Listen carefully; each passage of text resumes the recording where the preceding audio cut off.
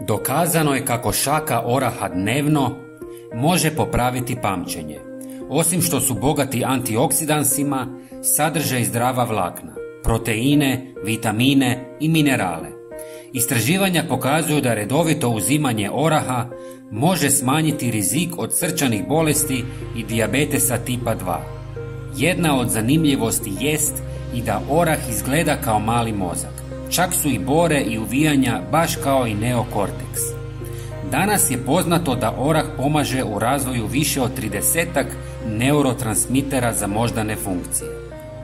U jednoj američkoj studiji osobe su svaki dan konzumirale 13 grama oraha, nakon čega su mnogo uspješnije riješile kognitivne testove od osoba koje nisu jele orahe.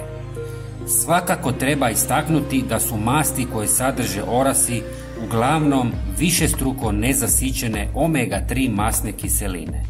Dakle, radi se o onim mastima koje su poželjne u prehrani čovjeka današnjice. Stoga jedite puno oraha svaki dan.